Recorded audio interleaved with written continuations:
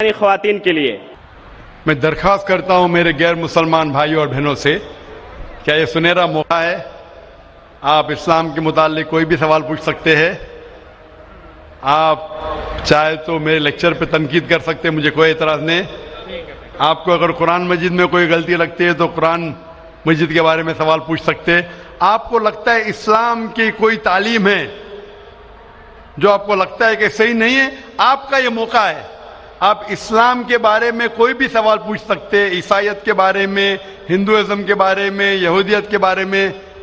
میں طالب علم ہوں اسلام اور دیگر مذاہب کا، میں اسٹوڈنٹ ہوں اسلام اور کمپیریٹیو ریلیجن کا. یہ آپ کا سنہرا موقع ہے. عام طور پہ مذہبی تقریر کے بعد سوال جواب کا کھلا سیشن نہیں ہوتا.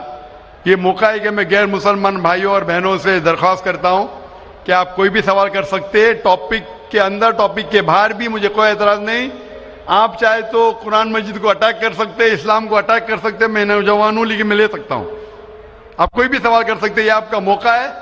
آپ کو ایسے موقع بار بار نہیں آئیں گے. میری درخواست ہے، مجھے آرگنائزرز نے کہا کہ الحمدللہ کئی گئے مسلمان اس فنکشن میں آنے والے. آپ بنا جھجک کوئی بھی سوال پوچھ سکتے، چاہے تنقیدی بھی ہو تو بھی چلیں گا، مجھے کوئی اعتراض نہیں.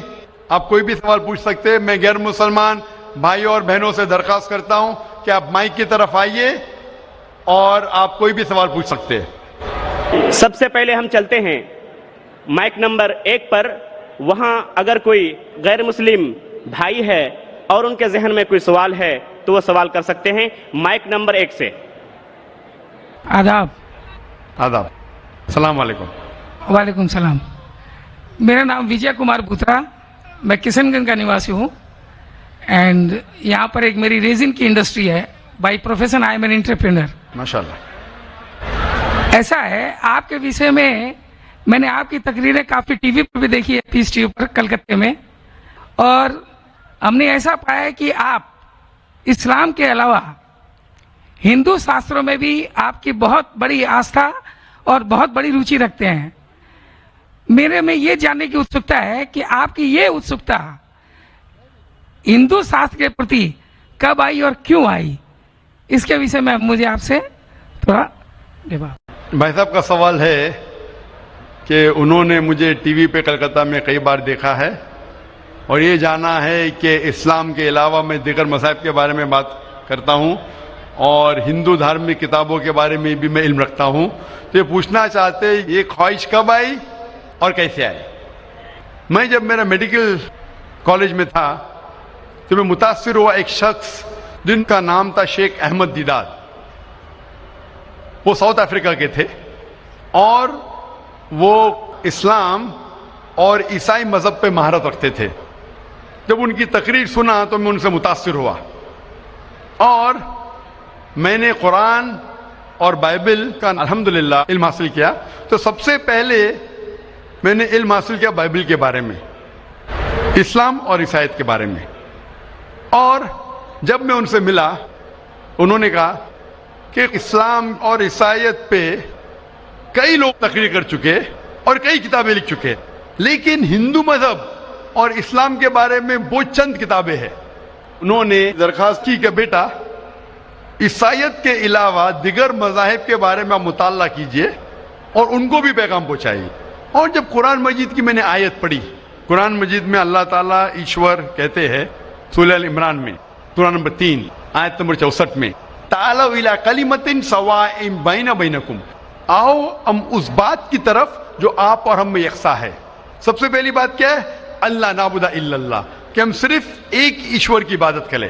ولا نشرک بہ شیئا، کہ ہم آپس میں کسی کو شریک نہ کریں. ولا یتخذ بعضنا بعضا اربابا من اللہ، کہ ہم آپس میں کسی کو رب نہ کہے. فإن تولوا، اگر وہ نہ مانے، فقولوا اشہدوا بأننا مسلمون، آپ شہادت دو کہ آپ مسلم ہیں. تو جب میں نے قرآن مجید کی آیت پڑھی جس میں لکھا ہے کہ جب بھی آپ غیروں سے بات کرتے ہیں تو اس بات کی طرف آؤ جو ان میں اور ہم میں یکساں ہے. اور مذہبی کتاب میں یکسانیت بھی ہے، ڈفرینسز بھی ہے. تو میں کہتا ہوں کہ کم از کم یکسانیت کے اوپر تو ہم عمل کریں. جو ڈفرینسز ہیں وہ کل ڈسکس کریں گے. ڈفرینسز تو ہے، میں یہ نہیں کہتا ڈفرینسز نہیں ہے، لیکن جو یکسانیت ہے جو آپ کی کتاب دھارمک کتاب اور ہماری کتاب میں یکساں ہے تو کم از کم اس کے اوپر تو عمل کرے. تو یہ سوچ لے کے شیخ دیدار سے متاثر ہو کے اور قرآن مجید کی آیت سورہ نمبر 3 آیت نمبر 64 جب میں میڈیکل کالج میں تھا میں نے شروع کیا یہ میرا مشن.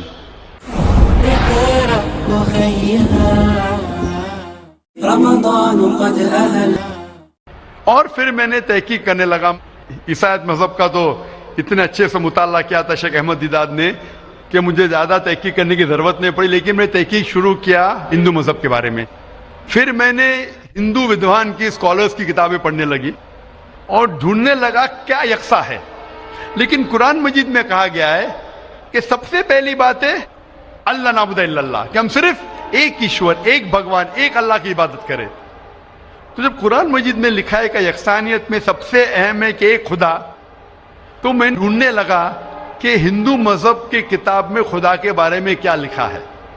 جب پڑھنے لگا تو مختلف کتابیں تھے, مختلف اسکالرز تھے.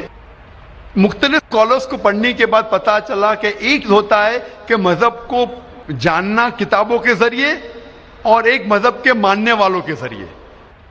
کبھی بھی مذہب کو جاننے کے لیے مذہب کے ماننے والوں کو مت دیکھو, ہو سکتا ہے وہ ماننے والے خود نہیں جانتے کہ ان کا مذہب کیا کہتا ہے. تو مذہب کو جاننے کے لیے سب سے بہترین طریقہ ہے کہ مذہب کی کتابوں کا مطالعہ کرے. تو میں نے ہندو مذہب کی کتابوں کا مطالعہ کرنا شروع کیا, وید کا, اپنشد کا, بھگوت گیتا کا, رامائن کا, مہابھارت کا. جب مطالعہ کرنے لگا تو عام طور پہ جب ہم پوچھتے ہیں ہندو سے, سب سے پہلی بات کہ میں ایک ایشور میں مانے. عام ہندو سے پوچھتے ہیں کہ کتنے بھگوان میں آپ مانتے ہیں, تو کچھ ہندو کہیں گے 3, کچھ کہیں گے 100, کچھ کہیں گے 1000, کچھ کہیں گے 33 کروڑ. لیکن اگر آپ ایک ودوان ہندو سے پوچھیں گے جو اپنے ہندو مذہب کا مطالعہ کر چکا ہے, مذہبی کتابوں کا مطالعہ کر چکا ہے, وید پڑھ چکا ہے, تو وہ کہیں گا کہ ہندوؤں کو صرف ایک خدا میں ماننا چاہیے. لیکن عام ہندو مانتا ہے فلسفی جسے کہتے ہیں پینتھیزم. عام ہندو کہتا ہے کہ سب کچھ خدا ہے, پیڑ خدا ہے, چاند خدا ہے, سورج خدا ہے, انسان خدا ہے, سانپ خدا ہے. ہم مسلمان کہتے ہیں سب کچھ خدا کا ہے, پیڑ خدا کا ہے, چاند خدا کا ہے, سورج خدا کا ہے, انسان خدا کا ہے, سانپ خدا کا ہے. تو یہ اہم فرق ہے عام ہندو اور عام مسلمان میں. عام ہندو کہتا ہے سب کچھ خدا ہے, ہم مسلمان کہتے ہیں سب کچھ خدا کا ہے. تو یہ فرق ہے صرف کا. اگر یہ کا کے فرق کو مٹا لے تو ہم ہندو اور مسلمان ایک ہو جائیں گے. کیسا کرنا چاہیے؟ تعالوا الی کلمۃ سواء بین بینکم, آؤ اس بات کی طرف جو آپ اور ہم میں یکساں ہے. تو جب میں ہندو مذہب کی کتابوں کا مطالعہ کرنے لگا تو ایک اہم کتاب کا نام ہے اپنشد. اپنشد میں لکھا ہے, چھندوں کے Upanishad, chapter number 6 section number 2 shloka number 1 میں ایکم ایودتیم, خدا ایک ہے دوسرا نہیں ہے. جب ہم پڑھیں گے سوتا ستر اپنشد چیپٹر نمبر 6 شلوکا نمبر 9 میں ناچس سے کسج جنیتا نہ چدیپا, یہ سنسکرت کوٹیشن ہے جس کے معنی ہے اس خدا, اس ایشور کا کوئی رب نہیں, اس ایشور کے کوئی والدین نہیں, اس کے اوپر کوئی نہیں ہے, اس کی والدہ نہیں, اس کے والد نہیں ہے. لکھا ہے سوتا ستر اپنشد میں چیپٹر نمبر 4 شلوکا نمبر 19 میں نہ تस्य پرتیما استی, اس ایشور کی کوئی پرتیما نہیں. پرتیما سنسکرت میں ہوتا ہے عکس, photograph, painting, picture, idol, statue, sculpture. نہ تस्य پرتیما استی, اس ایشور کی کوئی پرتیما نہیں, کوئی عکس نہیں, کوئی پکچر نہیں, کوئی فوٹوگراف نہیں, کوئی پینٹنگ نہیں, کوئی آئیڈل نہیں, کوئی اسکلپچر نہیں, کوئی اسٹیچو نہیں. اور یہ آپ آگے پڑھیں گے یہ وہی چیز لکھا ہوا ہے یجوروید میں. وید ہندو مذہب کی سب سے اونچی کتاب ہے. یجوروید میں لکھا ہے چیپٹر نمبر 32 شلوکا نمبر 3 میں نہ تस्य پرتیما استی, اس ایشور کی کوئی پرتیما نہیں, کوئی عکس نہیں, کوئی فوٹوگراف نہیں, کوئی پینٹنگ نہیں, کوئی پکچر نہیں, کوئی اسٹیچو نہیں, کوئی آئیڈل نہیں, کوئی اسکلپچر نہیں. تو جب ہم ہندو مذہب کی کتابوں کا مطالعہ کرتے پتا چلتا ہے ہندو مذہبی کتاب میں بھی لکھا ہے خدا ایک ہے, اس خدا کا کوئی عکس نہیں. اور برہم سوتر جو ہندوازم کا ہے वो एकम ब्राह्म द्योत्या नास्ते नैना नास्ते किंचन, भगवान एक ही है, दूसरा नहीं है, नहीं है, नहीं है, जरा भी नहीं है. There is only one God, not a second one, not at all, not at all, not in the least bit. तो इस जरिए से मेरा मुताला शुरू हुआ. सबसे पहले तहकीक करने लगा मैं कि हिंदू मजहब की किताब में ईश्वर का क्या जिक्र है, भगवान का क्या जिक्र है. और पता चला जिस तरीके से कुरान मजीद में लिखा है खुदा एक है, वही लिखा है हिंदू मजहबी किताब में. जिस तरीके कुरान में लिखा है उसका कोई अक्स नहीं, वही लिखा है हिंदू मजहब में. जिस तरीके से कुरान मजीद में लिखा है ना वो किसी से जनाए ना किसी को जनता है, वही चीज लिखी हिंदू मजहबी किताब में. तो मैंने कहा जो यकसा है तो इसके ऊपर अमल क्यों ना करे. तो इस तरीके से मेरी तहकीक शुरू हुई और आस्ते आस्ते तहकीक के बाद पता चला कि हिंदू मजहब में भी लिखा हुआ है कि अवतार आने वाले हैं. अवतार लोग समझते हैं कि भगवान एक इंसान का रूप लेता है, ये एक मानी है, लेकिन सही मानी है संस्कृत में मतलब भगवान खुद नहीं, भगवान किसी को भेजता है. तो अवतार के सही मानी है जैसे हम कहते हैं पैगंबर. तो भगवान ने, ईश्वर ने कई पैगंबर भेजे और आखिरी पैगंबर का जिक्र हिंदू मजहबी किताब में है, कई किताबों में है, वेद में है, उपनिषद में है. कई मिसाल दूंगा. एक कल्कि पुराना में लिखा है कि आखिरी जो अवतार आने वाले आखिरी पैगंबर वो कल्कि अवतार है. उनके वालिद का नाम है विष्णु यास. विष्णु मतलब खुदा, यास मतलब नौकर, खुदा का नौकर. अरबी में करेंगे तो हो जाता है अब्दुल्ला, जो नाम था मोहम्मद सल्लल्लाहु अलैहि वसल्लम के वालिद का. उसके वालिदा का नाम है सुमति, मतलब शांति, अमन. अरबी में हो जाता है आमिना, जो मोहम्मद सल्लल्लाहु अलैहि वसल्लम के वालिदा का नाम था. इसमें लिखा है कि इन्हें वही आएंगी एक केव में, एक गारे में, जो मोहम्मद सल्लल्लाहु अलैहि वसल्लम गारे हिरा में आई थी. उन्हें वही आएंगी रात के वक्त. वो बाद में जाएंगे नॉर्थवर्ड और फिर वापस आएंगे. मोहम्मद सल्लल्लाहु अलैहि वसल्लम ने हिजरत की थी, मदीना की तरफ वापस आए. उनके 4 करीब दोस्त होंगे, इसमें 4 खुलफा राशिदीन है. इस तरीके से डिटेल में लिखा गया है आखिरी पैगंबर, जो आखिरी अवतार जो आने वाले मोहम्मद सल्लल्लाहु अलैहि वसल्लम. तो मैं कहता हूं हिंदुओं से कि आप अपनी हिंदू किताब का मुताला कीजिए और हम हिंदू और मुसलमान एक हो जाएंगे. तो इस तरीके से मेरे तहकीक शुरू हुई और मैं दुनिया भर में कोशिश करता हूं अमन का पैगाम लोगों तक पहुंचाए.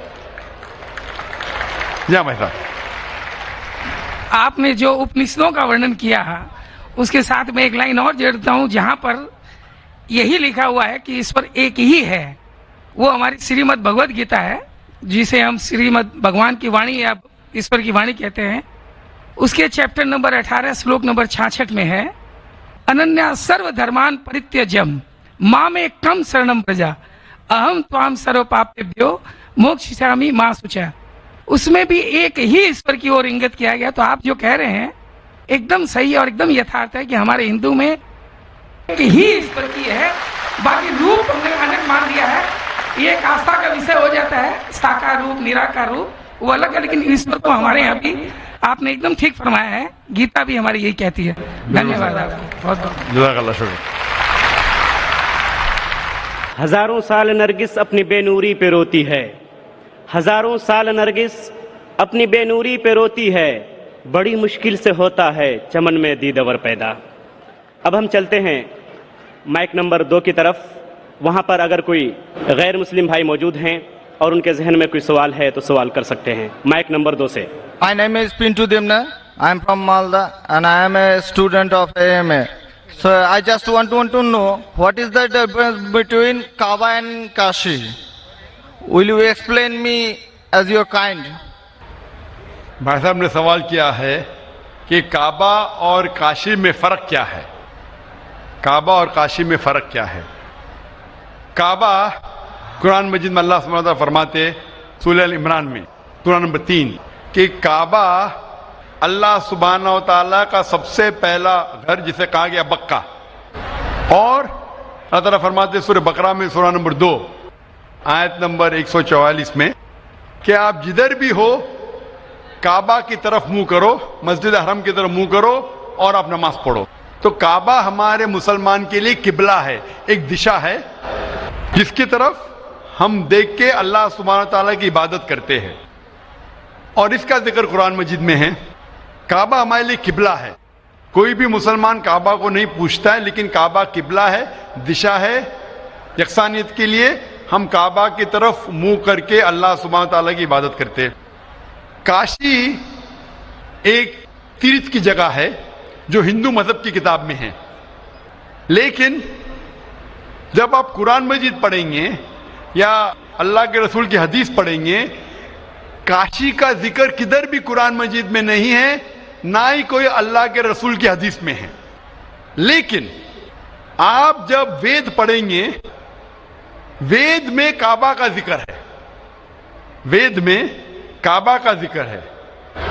لکھا ہے رگ وید میں جلد نمبر 3 میں لکھا ہے کہ تیرتھ کی ایک جگہ، تیرتھ مطلب جس جگہ خدا کی عبادت کی جاتی ہے، تیرتھ کی ایک جگہ ہے وہ کعبہ. تو کعبہ کا ذکر ہندو مذہبی کتاب میں بھی ہے، قرآن میں بھی ہے اور بائبل میں بھی ہے. بائبل میں لکھا ہے بک آف سامز میں chapter number 84 verse number 2 to 6 میں لکھا ہے blessed are those people who visit the valley of Bakka. تو بائبل میں بھی کعبہ کا ذکر ہے، ہندو مذہبی کتاب میں بھی کعبہ کا ذکر ہے، اور قرآن میں اسلام کی مذہبی کتاب میں بھی ذکر ہے. تو اگر ہم یکسانیت پہ جائیں گے، جو کامن ہے اسے لیں گے، تو کعبہ صرف کامن ہے تینوں مذہبی کتابوں میں، اور مذہبی کتابوں میں بھی لکھا ہے.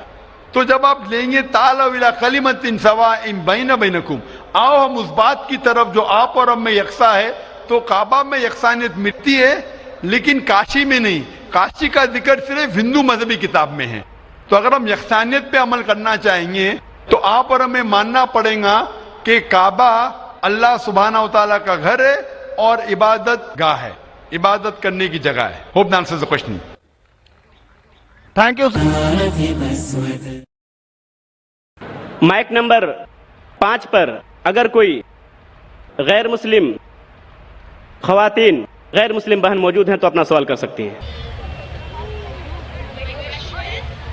Can you explain vividly the points mentioned in the Bible to prove that Jesus, peace be upon him, was not crucified, especially referring to Jonah? Thank you. بہن کا سوال ہے کہ آپ صاف طور سے یہ ثابت کر سکتے بائبل کے ذریعے سے کہ عیسیٰ علیہ السلام کو صلیب پہ نہیں چڑھایا گیا تھا.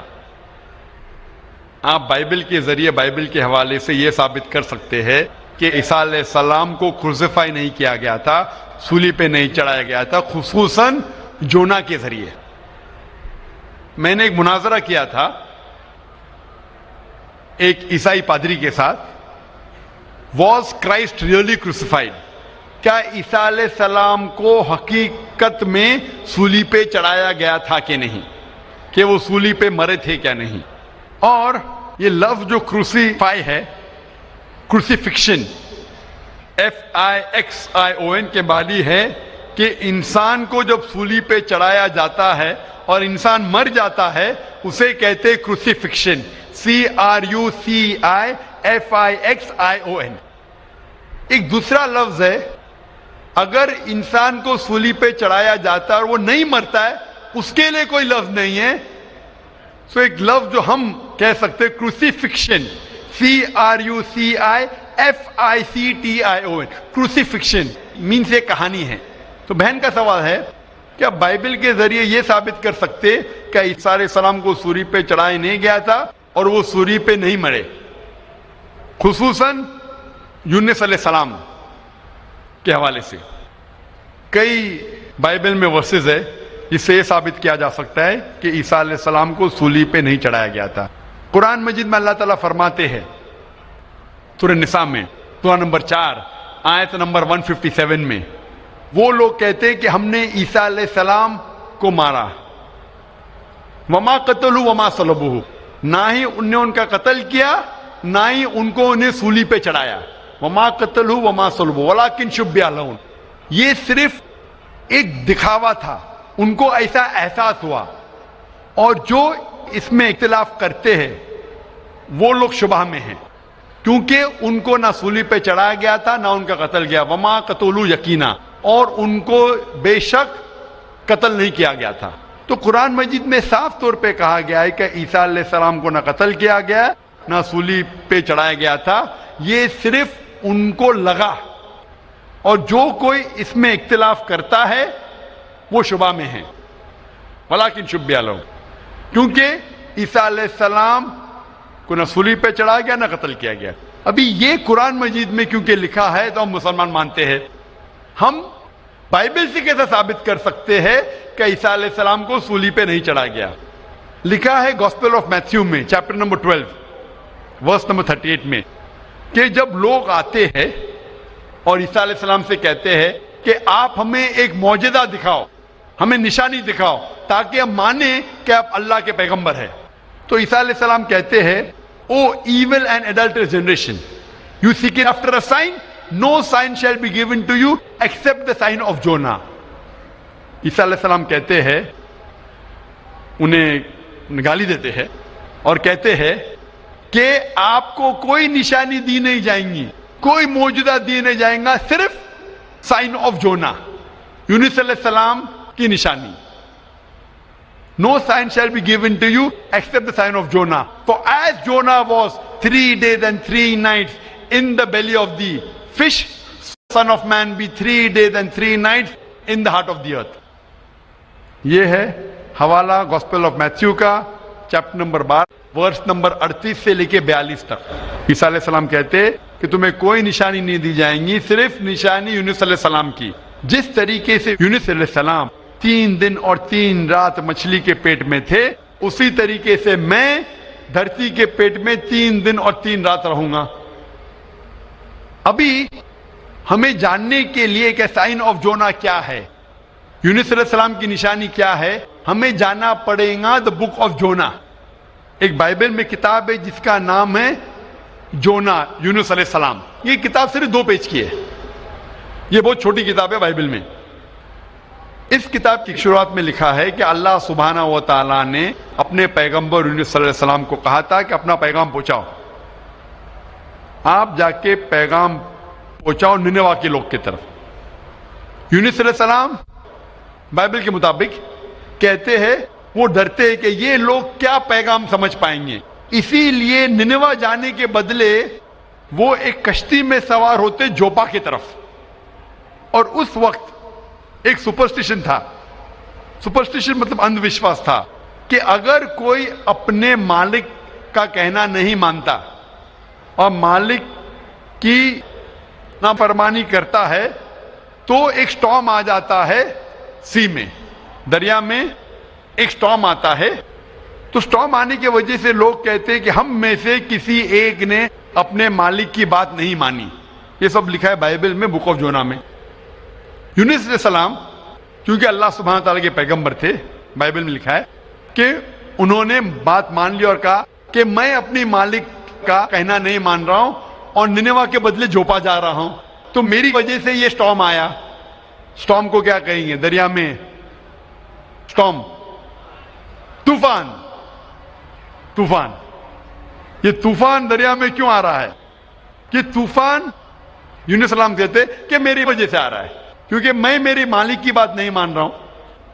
اور اس وقت یہ اندھ وشواس تھا, سپرسٹیشن تھا کہ جو مالک کی بات نہیں مانے گا اس کو دریا میں پھینکیں گے تو طوفان ختم ہو جائے گا. تو یونس علیہ السلام کہتے کہ میری غلطی ہے, مجھے پھینکو. تو کیا کرتے لوگ یونس علیہ السلام کو پکڑ کے دریا میں پھینکتے ہیں. تو مجھے یہ پوچھنا ہے کہ یونس علیہ السلام کو جب دریا میں پھینکتے ہیں, بائبل میں لکھا ہے, تو یونس علیہ السلام زندہ تھے یا مردہ تھے؟ Sister, when Jonah was thrown into the water, I want to ask you the question, was Jonah dead or alive? He was alive. He was alive, زندہ تھے. ماشاءاللہ صحیح فرما رہی ہے. طوفان اتنا زور کا آ رہا تھا, طوفان میں اگر ایک زندہ انسان کو ڈالتے ہیں, وہ طوفان میں دریا میں انسان مرنا چاہیے, لیکن یونس علیہ السلام مرے یا زندہ تھے؟ He ought to die in the storm. Was he dead or was he alive?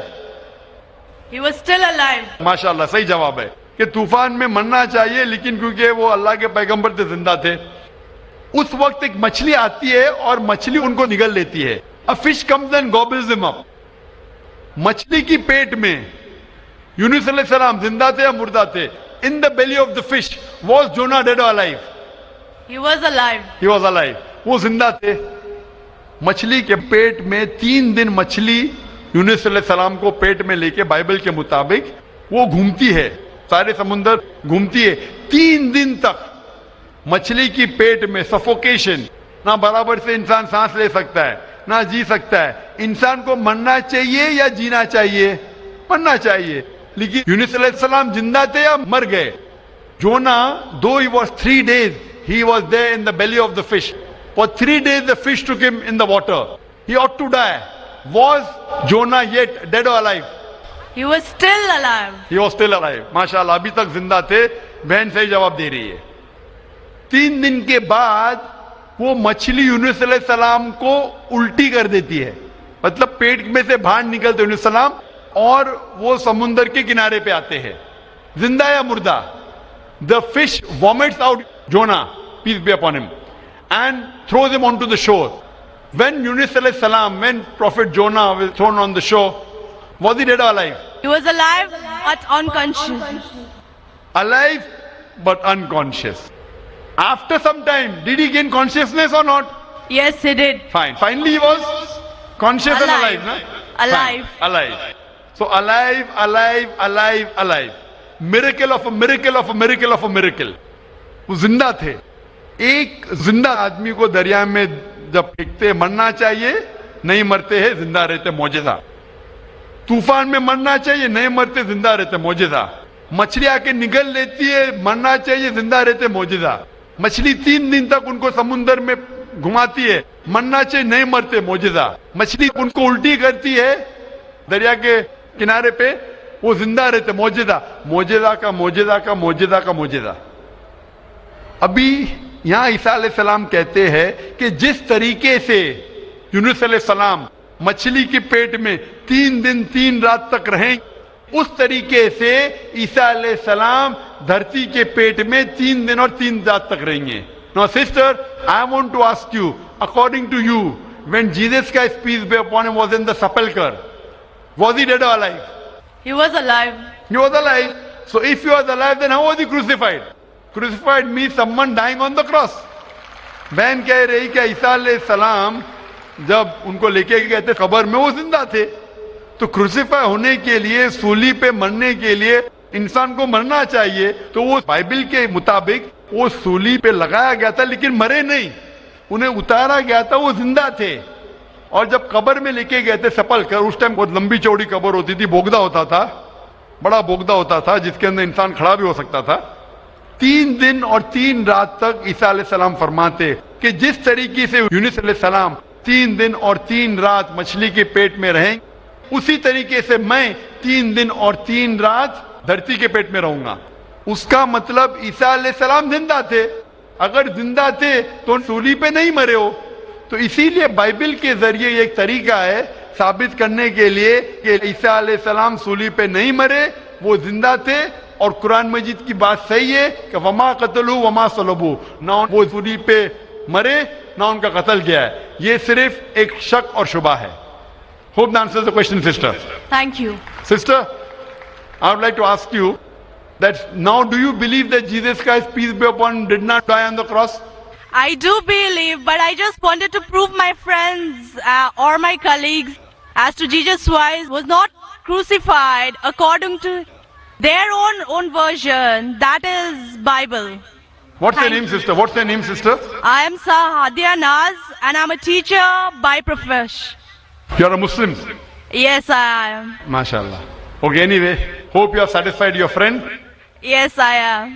But we request that the non-Muslim should be given the first chance to ask the question. Okay, thank you.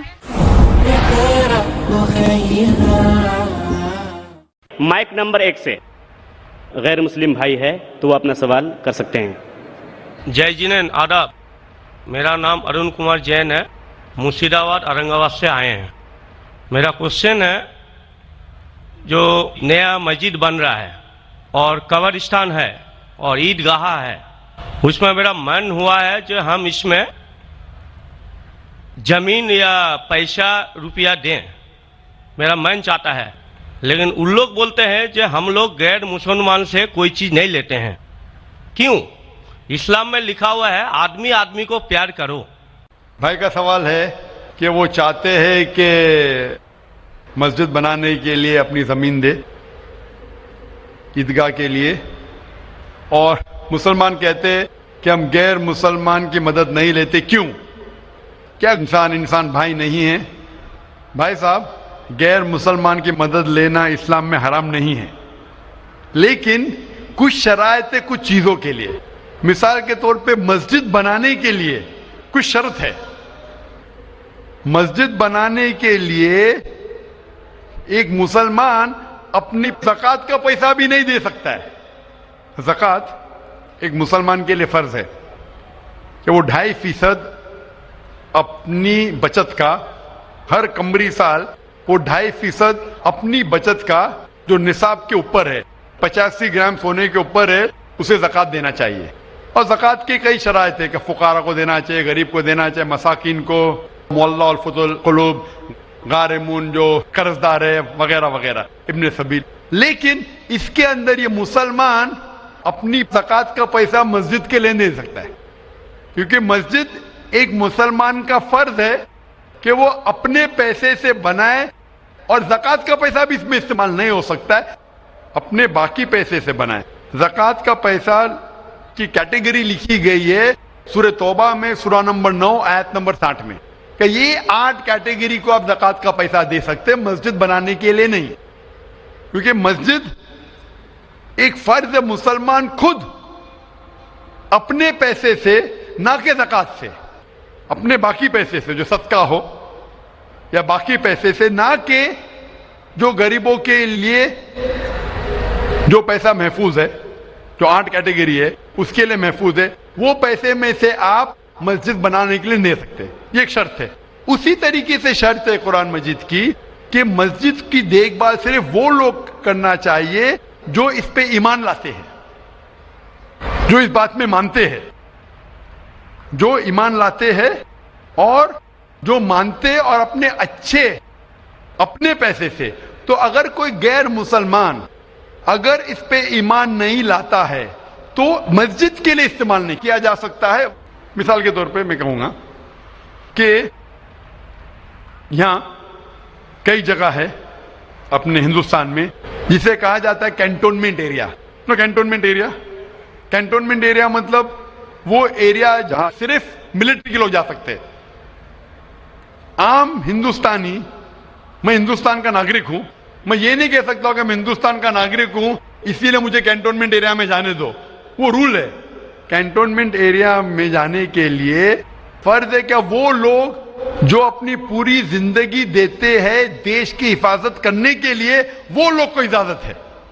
عام آدمی cantonment area میں نہیں جا سکتا ہے, یہ اصول ہے دیش کا. اسی طریقے سے جو لوگ ایمان لاتے ہیں مذہب پہ اور زکوٰۃ کے علاوہ اپنی باقی آمدنی کے پیسے سے مسجد بنا سکتے, تو اسی لیے کیونکہ آپ ایمان نہیں لے کے آئے تو مسجد بنانے کے لیے آپ کے پیسے کا استعمال نہیں ہو سکتا ہے. لیکن باقی خیرات کی الگ بات ہے. اگر آپ کسی کو پیسہ دیتے ہیں, کسی کو تعلیم کے لیے مسلمان کو, تو حرام نہیں کہ مسلمان غیر مسلمان کا پیسہ نہیں لے سکتا ہے. صرف مسجد کے لیے شرط ہے. تو کچھ چیزوں کے لیے شرائط ہے, باقی چیزوں کے لیے نہیں. مثال کے طور پر آپ کہنا چاہتے کہ میں میرے پیسوں سے کوئی مسلمان کو پڑھانا چاہتا ہوں, تو کوئی مسلمان آپ کے پیسے سے تعلیم حاصل کرنا اس کے لیے حرام نہیں ہے, صرف مسجد کے لیے. اگر آپ چاہتے ہیں کہ آپ کا پیسہ مسجد میں استعمال ہو تو پہلے آپ کو مسلمان بننا پڑے گا, آپ کو ایمان لانا پڑے گا, پھر ہی آپ, کیونکہ آپ اگر جس چیز میں ایمان نہیں لے کے آتے, آپ اگر ایمان نہیں لے کے آتے کہ ہم کو ایک ایشور کو ماننا چاہیے, ہم کو صلاح پڑھنا چاہیے, تو اسی طریقے سے اگر آپ کو ایمان آ جائے گا کہ یہ مسجد صحیح عبادت کی جگہ ہے اور میں اس پہ یقین کرتا ہوں, پھر آپ کا پیسہ لے سکتے, ورنہ نہیں. Hope answer the question. آپ کا دوسرا سوال ہے یہ ہم لوگ جو گائے کا دودھ پیتے ہیں وہ ویج ہے کہ یا نان ویج ہے؟ بھائی کا سوال ہے کہ ہم گائے کا دودھ جو پیتے ہیں وہ ویج ہے کہ نان ویج ہے. سائنٹیفکلی گائے ویج ہے کہ نان ویج ہے بھائی صاحب؟ ہم لوگ جانتے ہیں نان ویج ہے. گائے نان ویج ہے نا؟ ہاں تو اس کا دودھ ویج ہوگا یا نان ویج ہوگا؟ Non veg. لیکن ہم لوگ کا دھرم میں وہ دیوی ہے. ہاں ابھی اس کے اوپر باقی سوال آ گیا نا. آپ کا پہلا سوال تھا کہ دودھ نان ویج ہے کیا ویج ہے, تو میں نے پوچھا گائے نان ویج ہے کیا ویج ہے, آپ نے کہا نان ویج, تو دودھ بھی نان ویج ہوگا. تو سائنٹیفکلی دودھ نان ویج ہے, لیکن کیونکہ دودھ کے بنا آپ کی زندگی نہیں گزر سکتی ہے تو دودھ کو لوگ نے ویج کر دیا. آپ سمجھے نا, دودھ کے بنا زندگی گزرنا مشکل ہے تو دودھ کو ویجیٹیرین کہہ دیا. تو میرے تقریر میں جو مناظرہ ہوا تھا میرا ایک جین کے ساتھ کہ گوشت کھانا انسان کے لیے حرام ہے کہ حلال ہے. ہم بھی جین ہیں. معلوم ہے آپ کا نام جین ہے. تو ایک مناظرہ ہوا تھا with the president of the Indian Vegetarian Congress mister Rashmi bhai Zaveri, وہ پریزیڈنٹ تھے. تو ایک مناظرہ ہوا کہ گوشت کھانا انسانوں کے لیے حرام ہے کہ حلال ہے. وہ مناظرے میں نے ثابت کیا کہ گوشت کھانا انسان کے لیے حرام نہیں, اچھا ہے, ثابت کیا. اور اس میں یہ بھی کہا کہ دودھ نان ویج ہے, لیکن سارے ویجیٹیرین دودھ پیتے, کیوں؟ آپ سمجھ رہے نا. تو دودھ سائنٹیفکلی از نان ویجیٹیرین. آپ نے کہا کیا ہے ہماری دیوی ہے. آپ اگر پڑھیں گے جیسا میں نے کہا کہ نہ تس پرتیماستی, اس ایشور کی کوئی پرتیما نہیں, کوئی عکس نہیں. آپ سمجھے نا, کوئی عکس نہیں, کوئی پکچر نہیں, کوئی پینٹنگ نہیں, کوئی فوٹوگراف نہیں. تو یہ وید کے مطابق یہ غلط ہو جاتا ہے. آپ سمجھے نا. لیکن پھر بھی میں جانتا ہوں کہ کئی کتابوں میں, کیونکہ ہندو کتابیں دو قسم کی ہے, شروتی اور اسمرتی. شروتی وہ کتاب جو بھگوان کی طرف سے آئے, وید اور اپنشد. اسمرتی وہ کتاب جو انسانوں نے لکھی ہے. تو ایک شروتی ہوتی جو ایشور کی طرف سے ہے, اور ایک ہوتی ہے اسمرتی جو انسانوں نے لکھی ہے. تو میں جانتا ہوں کہ کئی ہندو مذہبی کتابوں میں خصوصاً اسمرتی میں ایسی چیزیں لکھی ہے جو شروتی کے خلاف ہے. یہ آپ دیکھیں گے گائے آپ کی دیوی ہے, وہ آپ وید میں نہیں پائیں گے, آپ نیچے والی کتاب میں پائیں گے. تو جب بھی کوئی اونچی یا نیچے کتاب میں ٹکراؤ ہو تو ہمیں ماننا چاہیے اونچی کتاب. قرآن اسلام کی سب سے اونچی کتاب ہے. قرآن سے کوئی بھی کتاب ٹکرائی تو ہمیں قرآن میں ماننا چاہیے, اس کتاب میں نہیں. آپ سمجھے نا. تو اسی طریقے سے اگر آپ وید میں پڑھیں گے, وید میں لکھا ہے کہ خدا کا کوئی عکس نہیں, تو اگر وہ مانیں گے تو ہمیں ماننا پڑے گا کہ خدا کا کوئی روپ نہیں. تو یہ کہنا کہ گائے دیوی ہے, یہ کئی پنڈت کہتے ہیں کہ ہم جانتے ہیں کہ خدا ایک ہے, ہم جانتے ہیں ایشور ایک ہے, لیکن ہمیں کنسنٹریشن کے لیے ہمیں بہت بار مورتی کا سہارا لینا پڑتا ہے. پنڈت لوگ سے میں بات کرتا ہوں کہ آپ کی کتابوں میں صاف لکھا ہے کہ بھگوان ایک ہے, نہ اس کا کوئی عکس ہے, نہ کوئی مورتی ہے, نہ کوئی پینٹنگ ہے, نہ کوئی پکچر ہے. تو وہ کہتے ہیں ہم مانتے ہیں یہ بات پہ, لیکن کیا کنسنٹریٹ کرنے کے لیے پہلے شروعات میں ہمیں عکس کی ضرورت ہوتی ہے, ایک مورتی کی. جب ہم ہائر کانشیسنس پہ پہنچ جاتے اس وقت ہمیں ضرورت نہیں پڑتی. تو میں ان سے کہتا ہوں مسلمان ہائر کانشیسنس پہ پہنچ گئے, ہمیں کوئی عکس کی ضرورت نہیں, ہم ایشور کو ڈائریکٹ مانتے ہیں, ڈائریکٹ عبادت کرتے ہیں. تو اسی طریقے سے کبھی بھی ٹکراؤ ہوتا ہے مذہبی کتابوں کے اندر تو اونچی کتاب کو ماننا چاہیے نیچی کتاب کے بنسبت. تو اونچی کتاب میں لکھا ہے کہ ایشور کا کوئی عکس نہیں ہے, آپ سمجھے نا. پھر بھی آپ دیکھیں گے لوگ اپنی مذہبی کتاب کو نہیں مانتے. تو میرا یہی کہنا ہے لوگوں سے, چاہے مسلمان ہو, جیسا میں نے کہا کہ قرآن کو سمجھ کے پڑھو. میں کہتا ہوں ہندوؤں سے کہ آپ بھی وید کو سمجھ کے پڑھو. میں کہتا ہوں انڈین گورنمنٹ سے کہ سانسکرت کم از کم ہندوؤں کے لیے فرض کرو, تو ہندو کم از کم سانسکرت پڑھ سکیں گے, اپنے مذہب کے قریب آئیں گے, اور ہندو مسلم بھی قریب ہو جائیں گے. کیونکہ سانسکرت پڑھیں گے تو آپ کو پتا چلے گا کہ آپ کی کتاب میں کیا لکھا ہے. تو کوئی بھی پنڈت آپ کو گھمائے گا نہیں. پھر پنڈت گھمائے گا تو بولیں گے تو حوالہ دو کوئی ہے, آپ سمجھے نا. بہت سے ہندو میرے جو سنتے مجھے اپنے پنڈت سے پوچھتے کہ مسلمان ہے جو ایسا کرتا ہے, بولتے ارے ارے وہ مسلمان کو سنو مت. ارے کیوں نہیں سنو بھائی, میں اگر حوالہ غلط دے رہا ہوں تو آپ آگے پوچھ سکتے مجھے کہ آپ نے جو حوالہ دیا وید کا غلط ہے, मैं इंसान हूं, गलती कर सकता हूं, आप समझे ना। तो मैं कहता हूं हिंदुओं से कि आप संस्कृत जानो, अपनी वेद पढ़ो, ताला विला कलिमतिन सवाइन बैन बैनकुम, आओ हम उस बात की तरफ जो आप और हम में यकसा है, यकसानियत की तरफ आएंगे तो हिंदू मुसलमान एक हो जाएंगे। Hope the answer the question. हैं माइक नंबर 2 की तरफ, वहां पर अगर कोई गैर मुस्लिम भाई मौजूद हैं और उनके जहन में कोई सवाल है तो सवाल कर सकते हैं। माइक नंबर 2 से। जी, मेरा नाम राजेंद्र प्रसाद शाह है।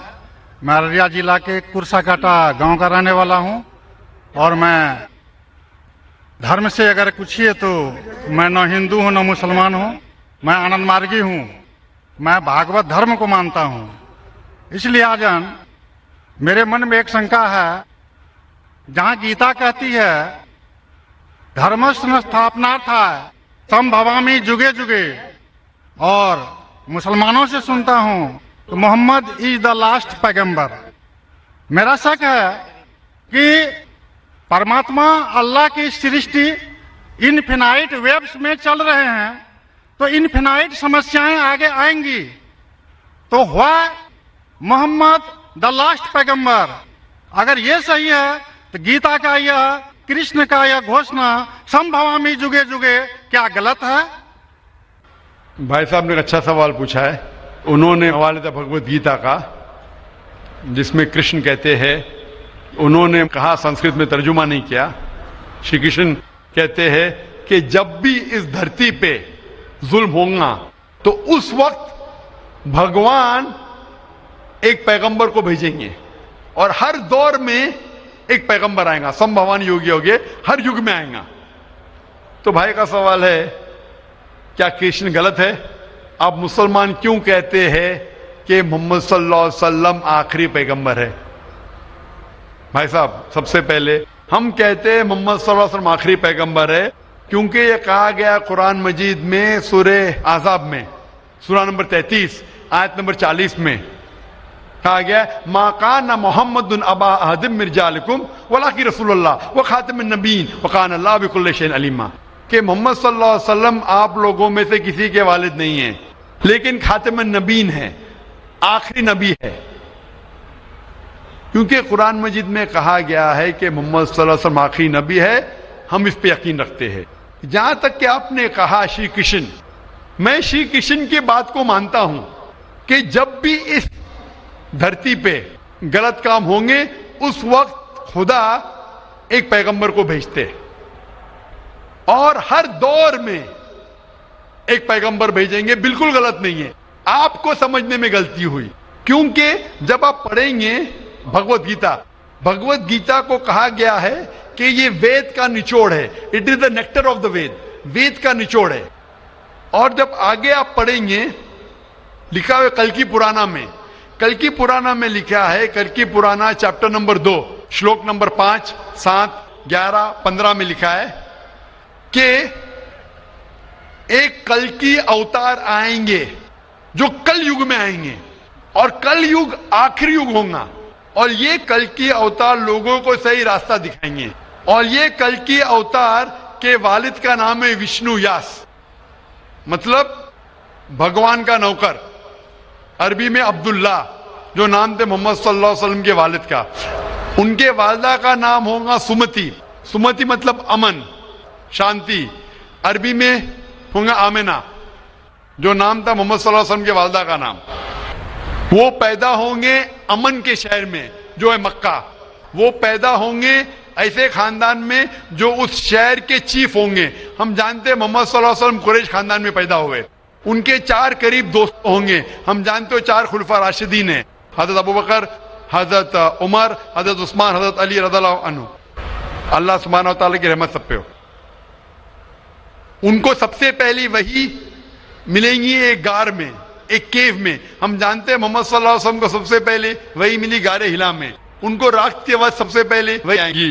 वो he will migrate northwards and come back. और मोहम्मद सल्लल्लाहु अलैहि वसल्लम मदीना में हिजरत की और फिर से वापस मक्का लौटे। ये सारी निशानियां जो लिखी है कल के अवतार के बारे में, वो हूबहू उतरती है मोहम्मद सल्लल्लाहु अलैहि वसल्लम पे। हर युग में एक अवतार आएगा, आखिरी युग होगा कल युग। ये कल युग है भाई साहब, ये कल युग है।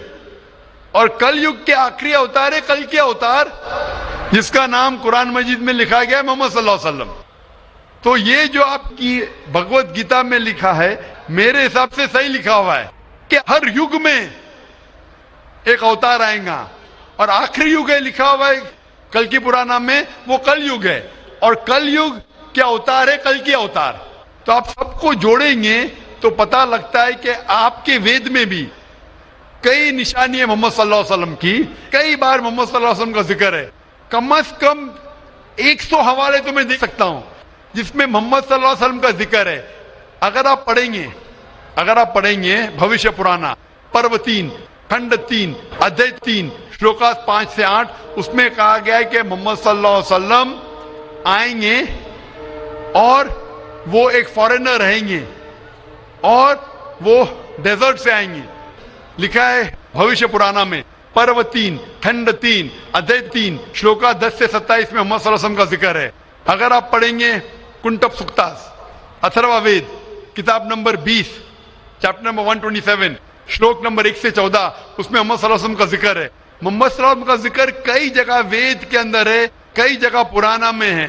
تو اگر آپ بھگوت گیتا کو لیتے ہیں، پرانا کو لیتے، کل کی پرانا کو لیتے اور ایک مانتے ہیں، تو سارے یہ شلوکا کہہ رہے ہیں کہ آخری پیغمبر آنے والے محمد صلی اللہ علیہ وسلم ہیں اور ہمیں محمد صلی اللہ علیہ وسلم ماننا چاہیے. بھائی صاحب جی بھگوت گیتا مانتے ہیں آپ؟ دیکھیے، میں مانتا کسی کو نہیں ہوں. میں ترک کے بودھک استر پر جو میرا لاجک ایکسپٹ کرتا ہے اسی کو میں مانتا ہوں. لیکن آپ نے بھگوت گیتا کا حوالہ دیے کیا نہیں، ماننا کا مطلب وہ آنکھ بند کا ماننا، میں آنکھ کھول کر مانتا ہوں. تو آنکھ کھول کے آپ مانتے کیا نہیں بھگوت گیتا کو؟ بالکل مانتا ہوں. جو تو ماننے بھگوت گیتا میں لکھا ہے جو آنے والے آخری اوتار جو پرانا کل کی پرانا میں لکھا ہوا ہے کل کے اوتار، اس میں مانتے آپ؟ یہ قرآن کی بات نہیں کر سکوں گا کیونکہ قرآن کی بات نہیں، پرانا کل کی پرانا قرآن میں کر رہا ہوں قرآن. ہاں. قرآن کے بارے میں پران کار کا جو کہنا ہے کہ اشٹادش 82 بچنم دوئے پاپائے پر پیڑنم پنیائے پر ہتنم. اسی طرح کہا ہے کہ 18 پران کا ادیش ہے کہ دوسرے کو کشٹ دینا پاپ ہے اور دوسرے کا بھلائی کرنا پنیہ ہے.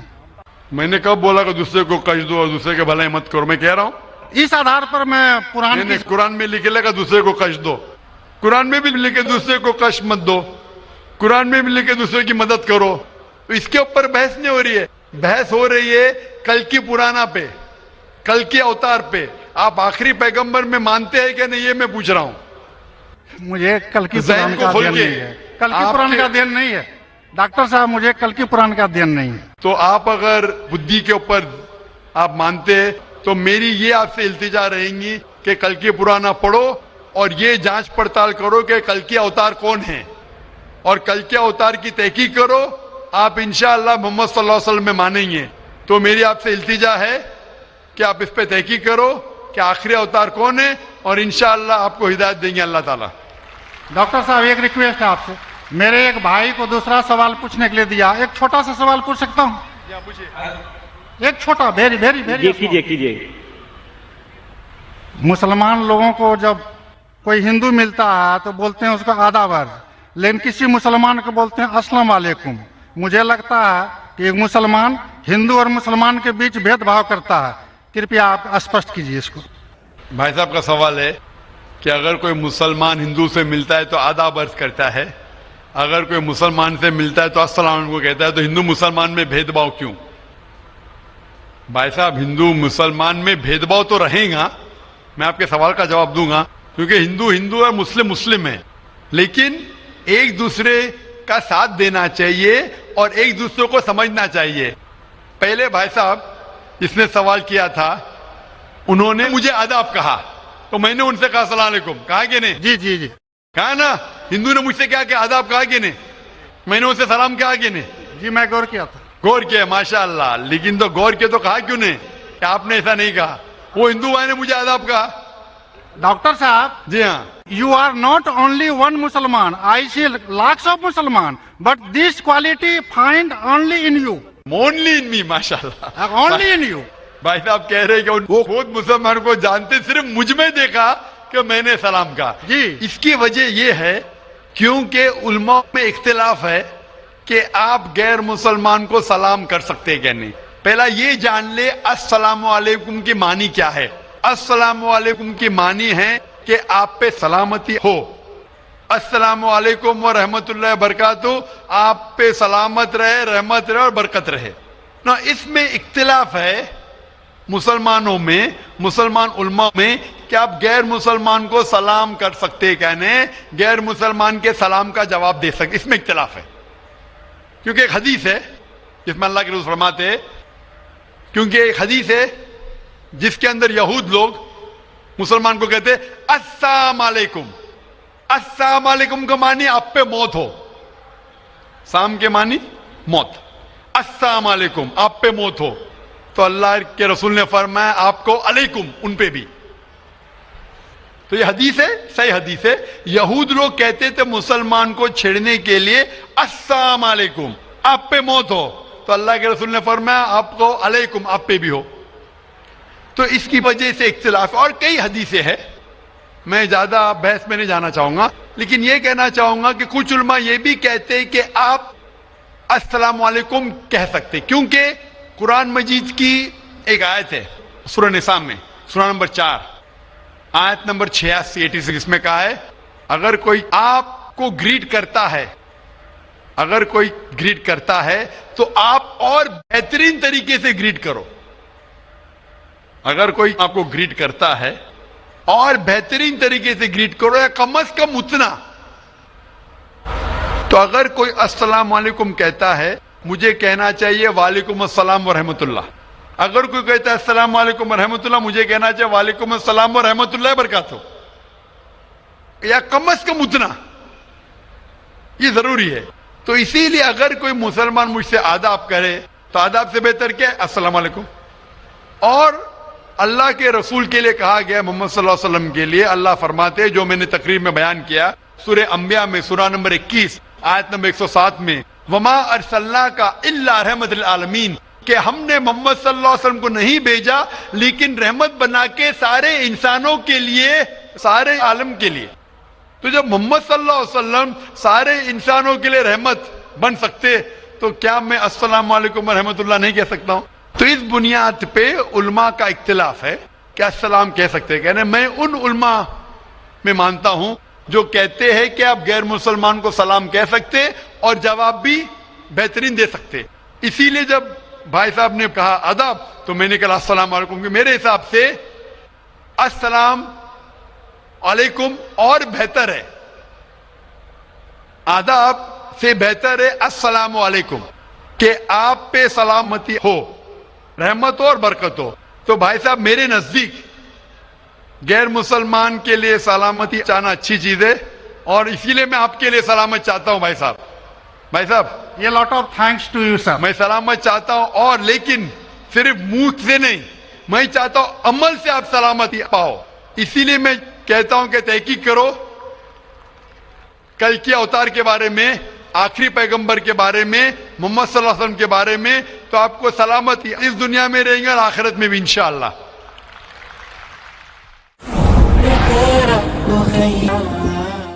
اگلا سوال مائک نمبر 3 سے، وہاں پر اگر کوئی غیر مسلم بھائی ہیں تو وہ سوال کر سکتے ہیں. ہاں نمسکار، میرا سوال یہ ہے کہ میں دوائی دکان ہے اور دوائی دکان کے بغل میں میں نے دو طبقے کو آپس میں لڑتے ہوئے دیکھا، جس میں کہ ایک بریلوی سماج اور ایک دیوبندی سماج تھا. تو بریلوی کہتے ہیں کہ دیوبندی لوگ صحیح نہیں ہے اور بریلوی صحیح ہے. تو اس کا بنیاد کیا ہے، جڑ کیا ہے، مجھے اس کی جانکاری چاہیے. سوال تھوڑا ڈیفیکلٹ ہے. بھائی صاحب نے کوئی ڈیفیکلٹ سوال کہا ہے لیکن جواب بہت آسان ہے. سوال ڈیفیکلٹ ہے لیکن جواب آسان ہے، جس کے کارن آپ کا ویروध بھی ہوا. میں ویروਧ کرو کیا نہیں، میں انشاءاللہ اس کے اوپر آؤں گا. آپ کے دوسرے سوال پہ بھی آؤں گا. پہلے سوال کا جواب دو پھر دوسرے سوال پہ آؤں گا انشاءاللہ. بھائی صاحب کا سوال تھا کہ وہ دوا کی دکان میں ہے اور دیکھتے ہیں کہ مسلمان جھگڑ، ایک دیوبندی ایک بریلوی ہے، اس میں سے صحیح کون ہے؟ دونوں بولتے ہیں کیا میں صحیح ہوں اور دوسرا غلط ہے.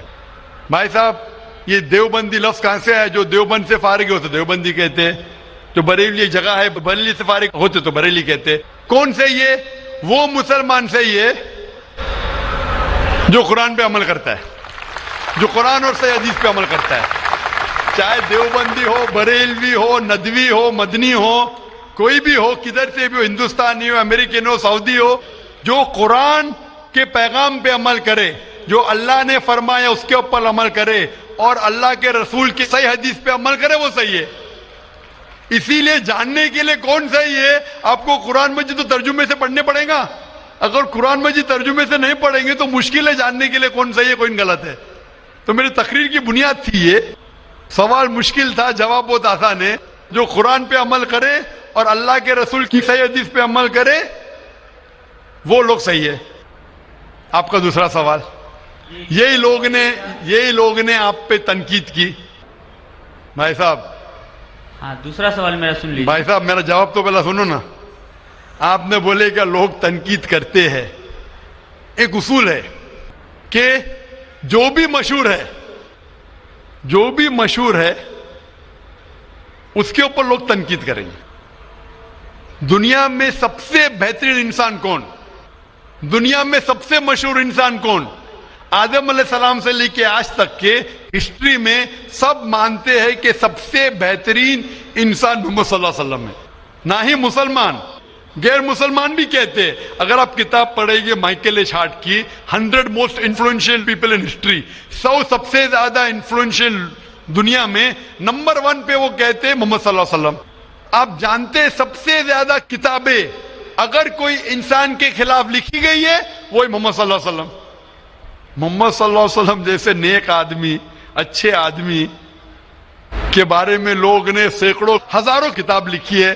تو میں تو ناچیز ہوں, میں تو مقابلے میں ہوئی نا ان کے. اور لوگ خلاف کب لکھتے, مثال کے طور پر محمد صلی اللہ علیہ وسلم جب پیغام پہنچا ہے اپنا, تو اس وقت کئی لوگ تھے جن کے ذاتی زندگی پہ فوراً اثر ہونے لگا. ذاتی زندگی پہ اثر ہونے لگا. کچھ لوگ کی زندگی سدھر گئی, ان لوگ تو ماشاءاللہ ایمان لے کے آئے. کچھ لوگ کا جو کر رہے تھے ان کا نقصان ہونے لگا. جو لوگ قرآن کی بات نہیں مان رہے تھے ان کا نقصان ہونے لگا. تو جو لوگ کا نقصان ہونے لگا وہ لوگ خلاف بات کرنے لگے.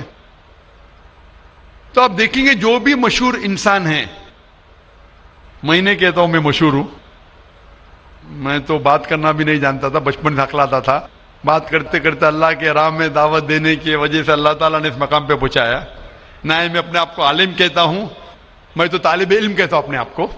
لیکن کیونکہ میں جو بھی بات کہتا ہوں قرآن مجید کے حوالے سے کہتا ہوں, جو بھی بات کہتا ہوں حدیث کا حوالہ دیتا ہوں. آج بھی جو تقریر میں نے کہا حوالہ دیا نا, میں انسان ہوں, غلطی کر سکتا ہوں. غلط ہے تو آپ آ کے بول سکتے. ذاکر بھائی آپ نے جو حوالہ دیا سورہ قمر کا سورہ نمبر 54 آیت نمبر 17, 22, 32, 40 میں نہیں لکھا ہے وَلَقَدْ يَسَّرْنَا الْقُرْآنَ لِلذِّكْرِ فَهَلْ مِن مُدَّكِرٍ, آ کے بولو. تو میں انسان ہوں, غلطی کر سکتا ہوں. اگر کچھ غلط کہتا ہوں اسی لیے سوال جواب کا سیشن ہوتا ہے. لیکن جو لوگ مجھے غلط ثابت نہیں کر سکتے تو ڈھونڈتے ہیں کچھ چیز کو پکڑے جس کو توڑ مروڑ کے پیش کرے, لوگ کے سامنے میرے بارے میں غلط فہمی پیش کرے. میں جانتا ہوں کہ یہاں کے آرگنائزر نے کہا کہ ایک ویڈیو کلپ لوگ عام کر رہے تھے جس میں کیا کہ ذاکر بھائی کہتے ہیں کہ محمد صلی اللہ علیہ وسلم سے مانگنا حرام ہے, محمد صلی اللہ علیہ وسلم کو ماننا حرام ہے. ابھی میں جب قرآن کو چھوڑ کے ویس سے ثابت کر رہا ہوں محمد صلی اللہ علیہ وسلم کو ماننا چاہیے, تو کیا یہ شخص کہہ سکتا ہے کہ محمد صلی اللہ علیہ وسلم کو ماننا حرام ہے؟ اس میں دو چیز ہو سکتی ہے. یہ ویڈیو کلپنگ کی ریکارڈنگ کبھی پیس ٹی وی پہ آئی نہیں. جب میں تقریر کرتا ہوں, بات کرتے ہوں, کوئی بھی ریکارڈنگ کرتے رہتے. ہو سکتا ہے کہ سلپ آف دا ٹنگ ہے, کیا کہ سبقت لسان, یا ہو سکتا ہے کسی نے توڑ مروڑ کے پیش کیا ہے. اور توڑ مروڑ کے پیش کرنا بہت آسان ہے. مثال کے طور پر میں آپ سے پوچھوں گا مسلمان سے کہ جارج بش کیسے انسان ہے, انہوں نے کہا جارج بش اچھے انسان نہیں ہے. میں نہیں کو کاٹ دوں گا, لگے گا جارج بش اچھے انسان ہے. اس کو خود کو میں دکھاؤں گا, آپ نے کہا نہیں, ہو سکتا ہے سبقت لسان ہے, ہو سکتا ہے سلپ آف دا ٹنگ. وہ سلپ آف دا ٹنگ نہیں ہے. اس نے کہا کہ اچھے انسان نہیں ہے, نہیں کو کاٹا, جوڑ دیا اچھے انسان ہے. تب سمجھ رہے, بہت آسان ہے. Media media technology. तो इस तरीके से कई क्लिपिंग फ्लोट हो रहे मार्केट के अंदर कि जाकिर भाई बिन लादेन का साथ दे रहे। अरे कब साथ दिया?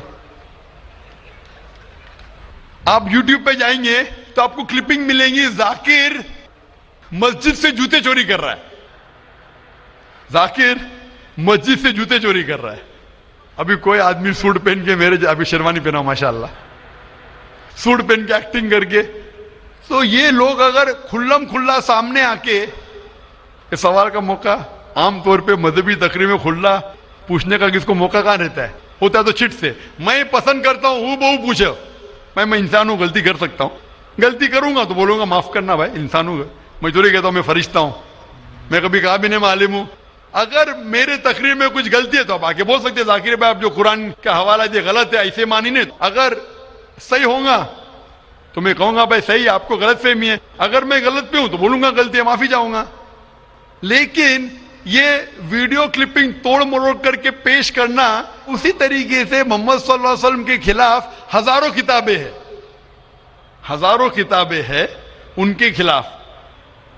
तो मैं कोशिश कर रहा हूं कि अल्लाह सुब्हान ताला का पैगाम पेश करूं, लोगों को कुरान के करीब लेके आऊं, सही हदीस के करीब लेके आऊं। जो लोग चाहते हैं कि इंसान कुरान के करीब ना आए, सही हदीस के करीब नहीं आए, तो वो लोग ऐसे हरकत कर रहे हैं।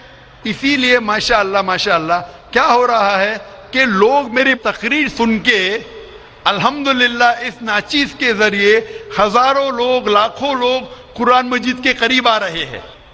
वो लोग जिनको पसंद नहीं है कि मुसलमान कुरान के और करीब आए, सही हदीस के करीब आए, वो लोग को परेशानी हो रही है और वो लोग तोड़ मरोड़ के पेश कर रहे मीडिया में। अभी कोई भी इंसान जो जरा भी बुद्धि रखता है, जब मैं कुरान और हदीस के अलावा बाइबल के जरिए साबित करता हूं कि मोहम्मद सल्लल्लाहु अलैहि वसल्लम में मानना चाहिए, वेद के जरिए साबित करता हूं, क्या वो इंसान बोल सकता है कि मोहम्मद सल्लल्लाहु अलैहि वसल्लम को मानना हराम है? अभी आगे में क्या मोहम्मद सल्लल्लाहु अलैहि वसल्लम को मानना हराम है, अभी ये लेगी तो बताइए। जाकिर भाई ने कहा मोहम्मद सल्लल्लाहु अलैहि वसल्लम को मानना हराम है, अभी क्या करेंगे? ये मेरा लफ्ज जो है ना, सिर्फ ये पेश करेंगे। मिसाल के तौर पे कुरान में लिखा हुआ है कि नमाज मत पढ़ो, कुरान की आयत है, कुरान की आयत है सूरह निसा में, सूरह नंबर 4 आयत नंबर 43 में, कि नमाज मत पढ़ो। पूरी आयत है नमाज मत पढ़ो नशे की हालत में, नमाज मत पढ़ो नशे की हालत में। तो उस तरीके से अगर मैं जवाब दे रहा हूं, अभी ये क्लिपिंग लेंगे, देखो जाकिर ने कहा कि मोहम्मद सल्लल्लाहु अलैहि वसल्लम में मानना हराम है, क्या कॉन्टेक्स्ट में?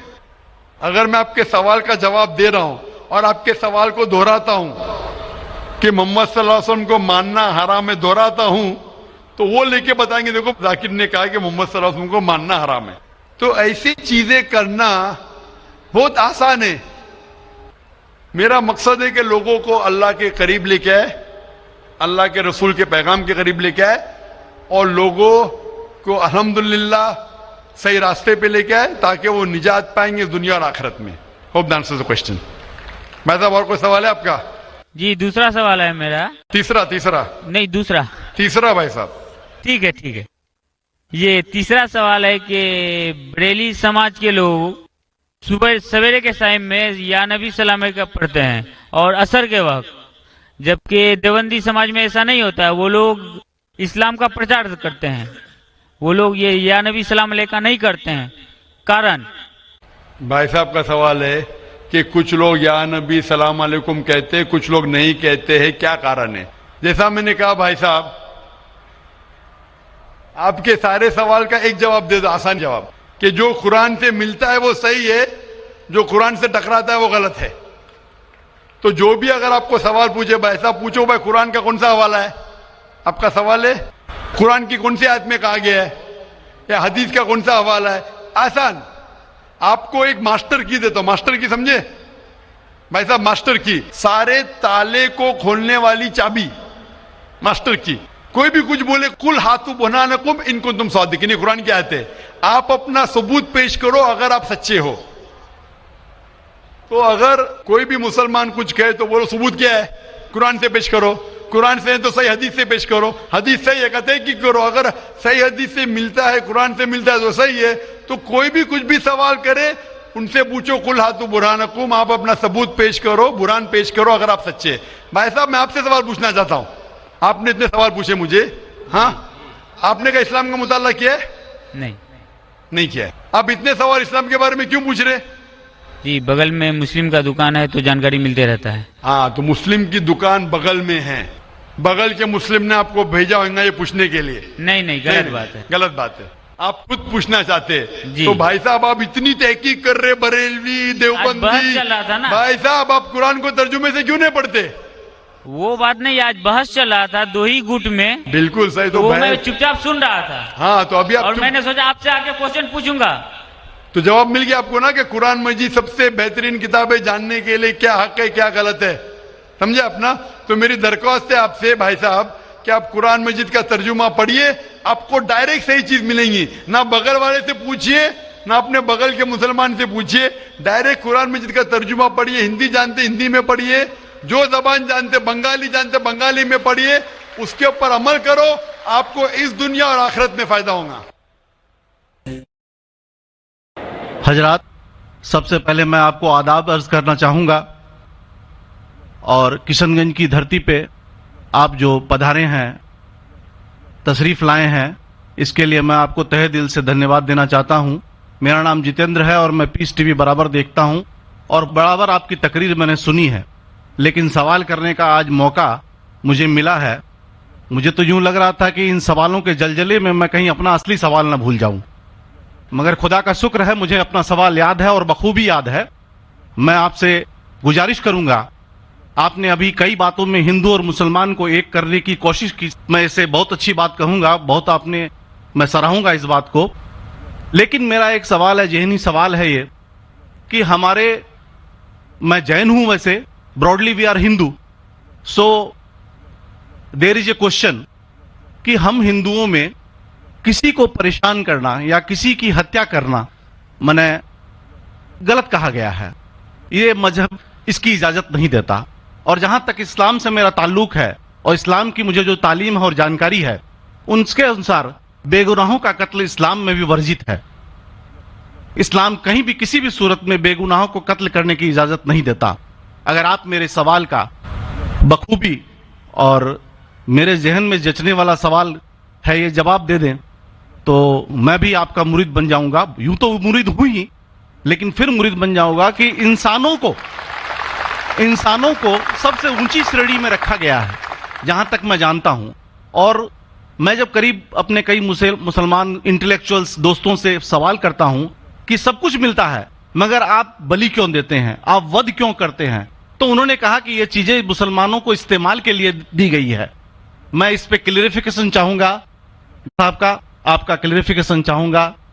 میں اس سوال کا جواب چاہوں گا آپ سے. وعلیکم السلام بھائی صاحب, آپ پہ سلامتی ہو. میں نے سوال کیا ہے کہ وہ پیس ٹی وی ماشاءاللہ کافی وقت سے دیکھ رہے, اور وہ کہتے ہیں کہ ہر مذہب میں کہا گیا ہے کہ قتل کرنا, انسان کی جان لینا غلط ہے, حرام ہے. ہندو مذہب میں کہا گیا ہے اور اسلام میں بھی جیسے ان کی جانکاری صحیح ہے کہ بے گناہ کا قتل کرنا حرام ہے. یہ پوچھتے ہیں کہ بلی کہاں تک صحیح ہے. بلی کا مطلب میں آپ سے پوچھنا چاہتا ہوں کہ آپ یہ پوچھنا چاہتے, مطلب جیسے ہم لوگ قربانی کے ٹائم میں, میرا یہی سوال ہے, ذاتی سوال یہی ہے میرا. اگر اس سوال کا جواب دیں گے تو میں تو آپ کا مرید ہوں, لیکن پھر سے اور پکا مرید بن جاؤں گا. بھائی صاحب نے کہا کہ آپ لوگ قربانی کیوں دیتے ہیں, اور یہ قربانی کا جو سوال ہے کہ ہم عید الاضحیٰ بقرعید میں قربانی کیوں دیتے. قرآن مجید میں اللہ تعالیٰ فرماتے ہیں سورہ حج میں سورہ نمبر 22 میں کہ نہ ہی گوشت نہ ہی خون اللہ کو جاتا ہے. اللہ کو نہ خون کی ضرورت نہ گوشت کی ضرورت. یہ قربانی کے وقت اللہ کو خون نہیں جاتا نہ گوشت جاتا ہے. لیکن تقوی, آپ کی پائٹی, آپ کی پرہیزگاری اللہ کو پسند ہے.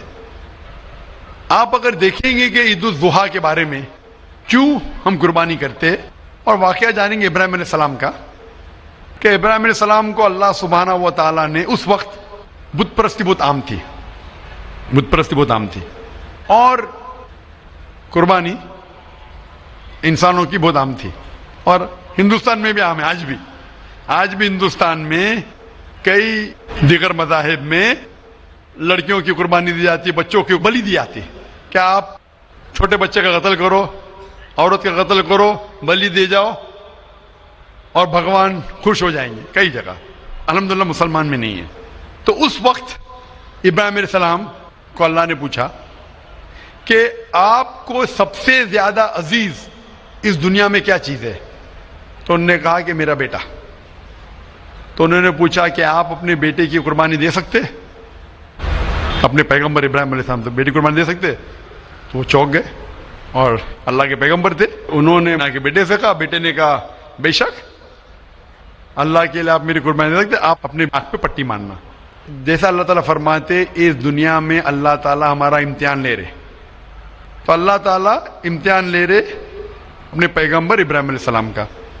अल्लाह ताला ये भी जानते कि इब्राहिम अलैहिस्सलाम जवाब क्या देंगे, तो इब्राहिम अलैहिस्सलाम अपने आंख पे पट्टी मारते, और जिस तरीके से हुक्म आता है अपने बेटे की कुर्बानी देने जाते, उस वक्त ही एक भेड़, गोट या शीप आ जाता है और उस शीप की कुर्बानी हो जाती है। तो उस चीज को याद रखने के लिए आज भी मुसलमान बकरीद के टाइम पे, ईद उल जुहा के वक्त जानवर की कुर्बानी देते, ये याद दिलाने के लिए हमें, क्योंकि ये अल्लाह सुब्हानहू व तआला की तरफ से अपने आखिरी पैगंबर मोहम्मद सल्लल्लाहु अलैहि वसल्लम ने कहा, उसकी बात मानते। लेकिन अगर मैं सोचूं दिमाग से क्यों, तो ये सोच सकता हूं कि ये हमें याद दिलाने के लिए क्या अल्लाह को इंसान की कुर्बानी की जरूरत नहीं, इंसान की जान लेने की जरूरत नहीं। तो जो आज दुनिया भर में आज भी हो रहा है कि बच्चों को कत्ल किया जा रहा है, औरतों का कत्ल किया जा रहा है, बल्कि ये बिल्कुल गलत है। और दोनों में आप देखेंगे फर्क। अगर कोई दूसरे मजहब में, या हिंदू मजहब लो या दिगर मजहब लो, अगर कोई जानवर की बलि चढ़ाई जाती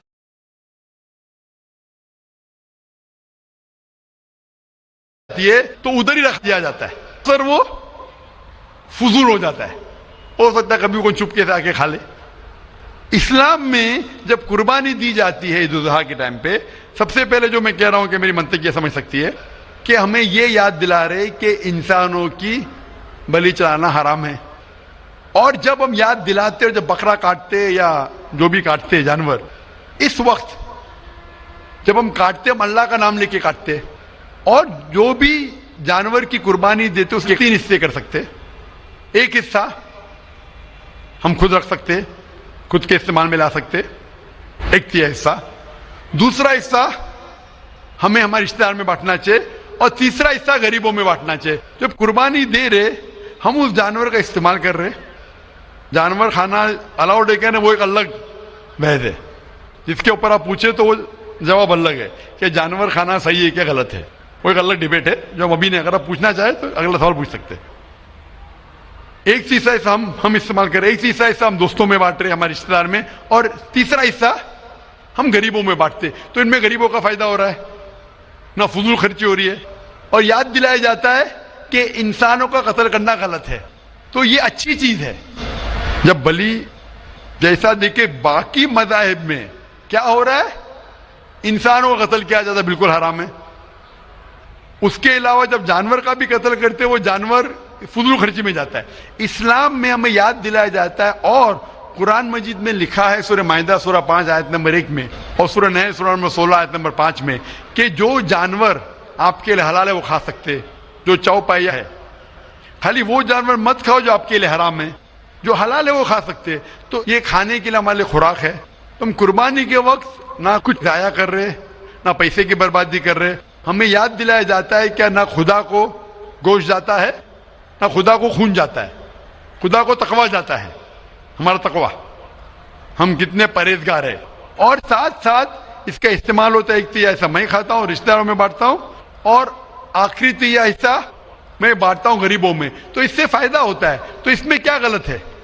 बनिस्बत दूसरे मज़ाहिब में आप देखेंगे इसमें नुकसान ही नुकसान है, इंसान का कत्ल हो रहा है, और जानवर को भी अगर बलि चढ़ाई जाती है तो फजूल खर्ची होती है।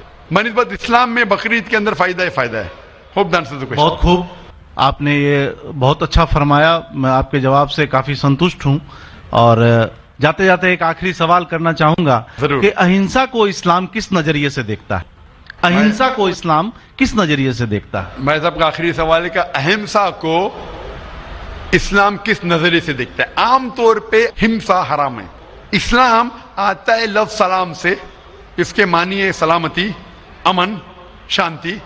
اسلام کے معنی ہے کہ شانتی حاصل کرنا، اپنی خواہش، اللہ کا جو پیغام ہے اس کے مطابق اپنی زندگی بسر کرنا اور امن حاصل کرنا، اسے کہتے ہیں اسلام. ہمسا عام طور پہ حرام ہے. لیکن اگر مثال کے طور پہ ہم دیکھتے ہیں ہر دیش میں قانون ہے، قانون ہے کہ چوری مت کرو، کسی کا قتل مت کرو. لیکن قانون کے علاوہ پولیس بھی ہے کہ اگر کوئی قانون کو فالو نہیں کرتا ہے، کوئی چوری کرے گا تو پولیس اس وقت زبردستی کر سکتی ہے، پولیس فورس کا استعمال کر سکتی ہے، پولیس کبھی کبھی ہتھیار کا استعمال کرتی ہے امن اور شانتی برقرار رکھنے کے لیے دیش میں. اسی طریقے سے اسلام میں ہمسا عام طور پہ حرام ہے. لیکن ہر انسان شانتی نہیں چاہتا ہے. کچھ انسان جو اشانتی چاہتے ہیں اور جو اللہ کا فرمان پہ عمل نہیں کرتے اور شانتی کو بھش کرنا چاہتے، اس وقت اسلام اجازت دیتا ہے کہ آخری مرحلے پہ آپ ہمسا کا استعمال کر سکتے شانتی لانے کے لیے.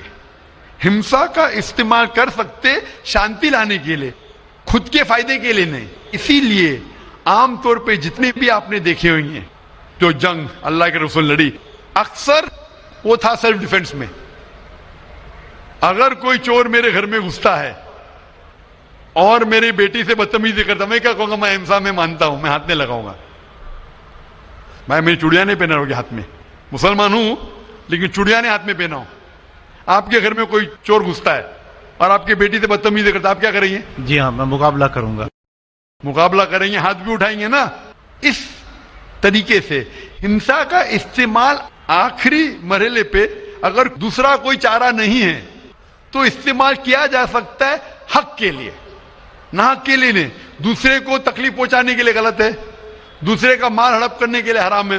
لیکن خود کے بچاؤ کے لیے یا امن حاصل کرنے کے لیے ہمسا کا استعمال کیا جا سکتا ہے. لیکن اصل میں اسلام آتا ہے لفظ سلام سے، جس کے معنی ہے سلامتی، امن، تاکہ دنیا میں سلامتی پہنچے. بہت خوب، بہت اچھا لگا آپ کو سن کے. پھر ایک بار میں تہہ دل سے آپ کا شکریہ ادا کرنا چاہوں گا. چاہتا ہوں کہ آپ خدا حافظ. ایک خدا میں مانتے؟ میں ایک دم ایک خدا کو نہیں، میں اپنے اندر میں بیٹھے برہم کو مانتا ہوں. میری اپنی الگ سوچ ہے. میں کسی مندر میں نہیں جاتا ہوں، یہ بات نہیں ہے، جاتا ہوں، لیکن میری اپنے اندر کی آواز ہے کہ انسانوں کی خدمت کرو، انسانوں کی عزت کرو اور بھٹکے ہوئے کو راہ دکھاؤ. میرا بھی یہی ہے. اور میں کسی انسان میں، ہندو ہو چاہے مسلمان، میں اس کھلے من سے آغاز کرتا ہوں. میں کسی سے بھی بھید بھاؤ نہ آج تک کیا ہے، نہ کبھی زندگی میں کروں گا. میرے لیے انسان جو پیدا کیا ہے وہ اوپر والے نے، وہ سبھی ایک ہیں اور ایک رہیں گے. آپ نے فرمایا کہ انسان کی خدمت کرنا چاہیے، انسان کی مدد کرنا چاہیے. لیکن میں یہ پوچھنا چاہتا ہوں کہ آپ ایک خدا میں مانتے ہیں؟ آپ نے کہا. میں یہ پوچھنا چاہتا ہوں، آپ نے تقریر سنی میری پیس ٹی وی پہ، آپ مانتے ہیں کہ محمد صلی اللہ علیہ وسلم آخری پیغمبر ہے؟ نہیں، میں اس بحث میں نہیں پڑھنا چاہتا، لیکن میں اتنا جانتا ہوں کہ ہمارا خدا ایک ہے اور ایک ہی طاقت ہے جو پورے سبھی سنسار کو، پورے یونیورس کو، پورے بات تو بہت کہنے کی ہے لیکن یہ سمے اور وقت کا تقاضا ہے. بالکل سمے کا تقاضا ہونے کی وجہ سے میں آخری چیز کہوں گا آپ سے بھائی صاحب کہ آپ نے پیس ٹی وی پہ اتنے تقریر سنے، آپ کہتے ہیں کہ بھگوان ہے، کہ میں اس میں مانتا ہوں. لیکن یہی بھگوان نے چاہے بائبل میں ہو، چاہے وید میں ہو، چاہے قرآن میں ہو، ساری دھارمک کتابوں میں کہا گیا ہے کہ آخری آنے والے پیغمبر محمد صلی اللہ علیہ وسلم میں، اور اس میں ماننا چاہیے. تو میری آپ سے یہ درخواست ہے کہ آپ اتنے اچھے انسان ہیں ماشاءاللہ. ایک آخری میری خواہش ہے کہ آپ انشاءاللہ اس پہ تحقیق کرو. اور یہ جب آپ ایک بھگوان میں مانتے ہیں، دوسرے انسانوں کو تکلیف نہیں دینا چاہتے، تو بھگوان یہ بھی کہتے کہ آخری پیغمبر کون ہے، اس پہ تحقیق کرو. انشاءاللہ آپ مکمل اچھے انسان بنیں گے.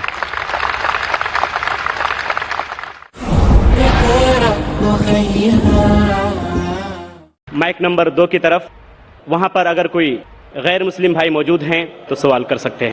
ہاں، میں راجیش کدر بول رہا ہوں. میں انجینئرنگ اسٹوڈنٹ ہوں. میں آج اپنے آپ کو بہت پراؤڈ فیل کر رہا ہوں क्योंकि मैं आज डॉक्टर जाकिर साहब के सामने खड़ा हूँ। सर, मेरा सवाल ये है कि आपके वैल्यूएबल स्पीच के शुरू में आपने कहा था कि कुरान ही एकमात्र ऐसा किताब है जो हर जाति हर धर्म के लिए एक इंस्ट्रक्शनल मैनुअल है, लेकिन मेरा मानना ये है कि हर जाति हर धर्म के लिए, जैसे हिंदू के लिए गीता और क्रिश्चियन के लिए बाइबल, ये अपना अपना इंस्ट्रक्शनल मैनुअल है। सर, तो मेरा सवाल ये है कि क्या कुरान ही ऐसा किताब है, कोई दूसरा किताब नहीं है जो दूसरे जाति दूसरे धर्म के लिए उसका इंस्ट्रक्शनल मैनुअल होगा? भाई साहब ने बहुत अच्छा सवाल पूछा है। उन्होंने कहा है कि मैंने मेरे तकरीर में कहा कि कुरान सारी जाति के लिए इंस्ट्रक्शन मैनुअल है। मैंने मेरे तकरीर में कहा कि कुरान सारे इंसानों के लिए इंस्ट्रक्शन मैनुअल है। और आपका ये सवाल है कि आपके हिसाब से वेद और भगवत गीता हिंदुओं के इंस्ट्रक्शन मैनुअल किताब है, कुरान मुसलमान की किताब है, इंस्ट्रक्शन मैनुअल है, तो क्या सिर्फ कुरान ही सारे इंसानों के लिए इंस्ट्रक्शन मैनुअल है, ऐसी कोई और किताब है क्या? नहीं। ये सवाल बहुत अच्छा है। इसका जवाब कुरान मजीद में अल्लाह ताला फरमाते, सूरह राद में सूरा नंबर 13 आयत नंबर 38 में अल्लाह ताला फरमाते लिकुल्ली अजलिन किताब, कि हर दौर में अल्लाह ने एक किताब नाजिल की। हर दौर में अल्लाह ने किताब नाजिल की। नाम से कुरान मजीद में 4 किताबों का जिक्र है जो अल्लाह ताला ने एक नाजिल की, तोरा, जबूर, इंजील और कुरान। तोरा नाजिल की गई थी मूसा अलैहिस्सलाम पर, जबूर नाजिल की गई थी दाऊद अलैहिस्सलाम पे, इंजील नाजिल की गई थी ईसा अलैहिस्सलाम पे, और कुरान जो आखिरी किताब है नाजिल की गई थी आखिरी पैगंबर मोहम्मद सल्लल्लाहु अलैहि वसल्लम पे। आपका सवाल है कि सिर्फ कुरान सारे इंसानों के लिए, बाकी किताब नहीं है। अभी ये 4 किताबों का कुरान मजीद में जिक्र है, लेकिन कुरान मजीद में यह भी कहा गया है कि हर दौर में किताब है। मिसाल के तौर पे सूफ इब्राहिम, वो भी किताब है। तो अल्लाह ताला ने कई किताबें नाजिल की है, सिर्फ नाम से 4 का जिक्र है, इसके अलावा और किताबें हैं।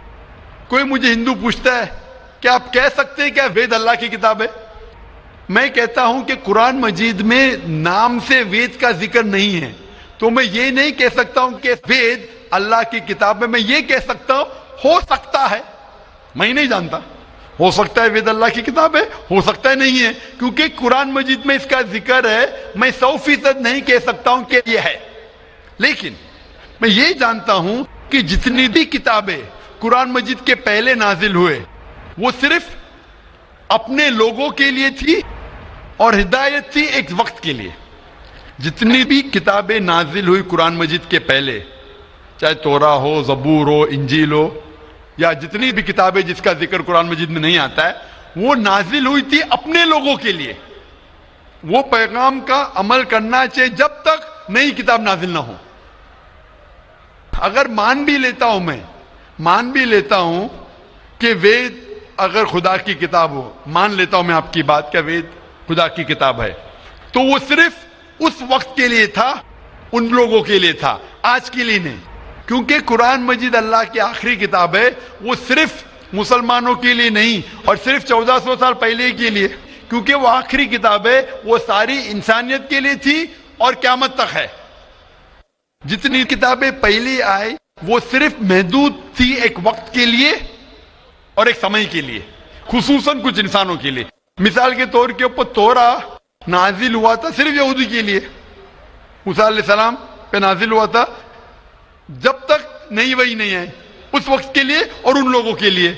आज क्योंकि कुरान मजीद आखिरी कलाम है, वो सिर्फ मुसलमानों के लिए नाजिल नहीं किया गया था, सिर्फ अरबों के लिए नहीं, लेकिन सारे इंसानों के लिए। और जो कुरान मजीद का पैगाम है वो सिर्फ 1400 साल पहले के लिए नहीं है, वो क़यामत तक के लिए। इसीलिए अगर मैं मान भी लेता हूं वेद खुदा का कलाम था, वो सिर्फ उस वक्त के लिए था, और जितने भी अल्लाह के कलाम जो कुरान मजीद के पहले आए, वक्त के दौरान उनमें मिलावट होने लगी।